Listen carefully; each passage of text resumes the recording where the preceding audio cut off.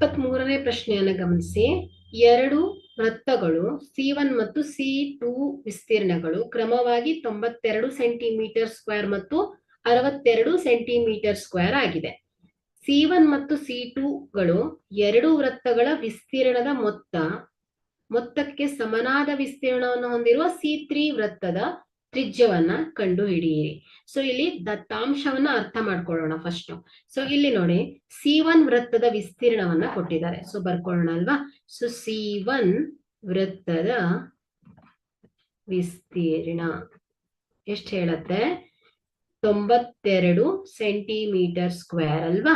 So ಅದೇ ರೀತಿ C2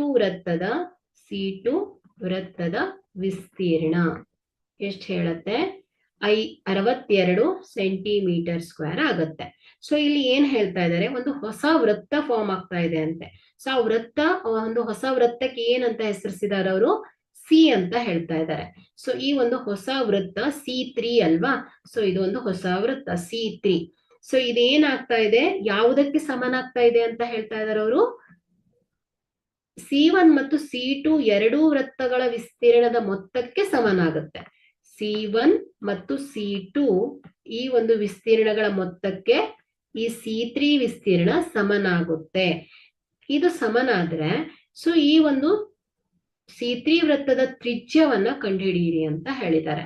so ಹಾಗಾದ್ರೆ ಇಲ್ಲಿ ಹೊಸ ವೃತ್ತದ ಈ ಒಂದು C3ಯ ವಿಸ್ತೀರ್ಣವನ್ನ ಕಂಡುಹಿಡಿಯೋಣ. ನಾವು ಏನ್ ಮಾಡೋಣ? ಮೊದಲನೇದಾಗಿ ಈ C3 ಏನಾಗ್ತಾ ಇದೆ? C1 ಮತ್ತು C2 ವಿಸ್ತೀರ್ಣಗಳ ಮೊತ್ತಕ್ಕೆ ಸಮ ಅಲ್ವಾ.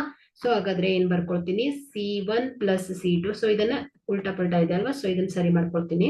C3 ಇಸ್ ಈಕ್ವಲ್ ಟು ಇಲ್ಲಿ C1 ನ ವಿಸ್ತೀರ್ಣ ಎಷ್ಟು ಹೇಳ್ತಾ ಇದ್ದಾರೆ ಅವರು? 92 ಅಧಿಕ್ C2 ಯ ವಿಸ್ತೀರ್ಣ ಎಷ್ಟು ಹೇಳ್ತಾ ಇದ್ದಾರೆ? 62 ಬರೋಬ್ಬರಿ C3 ಯ ವಿಸ್ತೀರ್ಣ. ಸೊ ಇದೇನಾಗತ್ತೆ? ಈ C3 ಯ ವಿಸ್ತೀರ್ಣ ಏನ್ ಹೇಳತ್ತೆ? πr² ಅಲ್ವಾ. ಸೊ ಇದೇನಾಯ್ತು?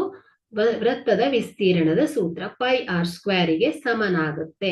ಸೊ ಇದೇನು? C3 ಆಯ್ತು. ಸೊ ಹಾಗಾದ್ರೆ ಇಲ್ಲಿ ಇದನ್ನ ಕೂಡಿದಾಗ ಏನ್ ಬರುತ್ತೆ? 92 ಅಧಿಕ್ 62 ಎಷ್ಟಾಗತ್ತೆ? 4 15 154 ಸೆಂಟಿಮೀಟರ್ ಸ್ಕ್ವೇರ್ ಆಗುತ್ತೆ.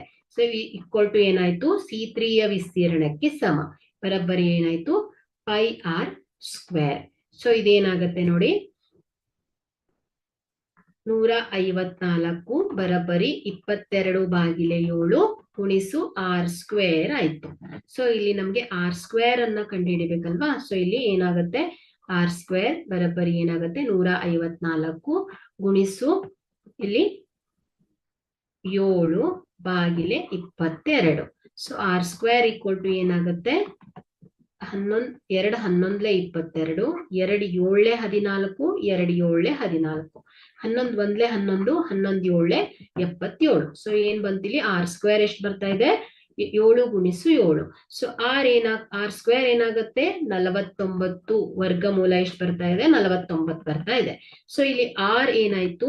ವರ್ಗಮೂಲ 49 ಅಂದ್ರೆ +or-7. ಸೊ +7 ಸೆಂಟಿಮೀಟರ್ ಆಗುತ್ತೆ. ಸೊ ಹಾಗಾದ್ರೆ ಇಲ್ಲಿ r ಏನಾಯ್ತು? ಈ ಒಂದು ತ್ರಿಜ್ಯ ಏನಾಯ್ತು? 7 ಸೆಂಟಿಮೀಟರ್ ಆಗುತ್ತೆ. ಸೊ ಹಾಗಾದ್ರೆ ಏನ್ ಹೇಳ್ಬೋದು ನಾವು? ಈ ಒಂದು C1 ಮತ್ತು C2 ಎರಡು ವೃತ್ತಗಳ ವಿಸ್ತೀರ್ಣಗಳ ಮೊತ್ತಕ್ಕೆ ಈ ಒಂದು ಮೂರನೇ ವೃತ್ತದ ವಿಸ್ತೀರ್ಣ C3 ಗೆ ಸಮನಾದ್ರೆ ಈ ಒಂದು ಮೂರನೇ ವೃತ್ತದ ತ್ರಿಜ್ಯ ಏನಾಗ್ತಾ ಇರತ್ತೆ? 7 ಸೆಂಟಿಮೀಟರ್ ಆಗುತ್ತದೆ.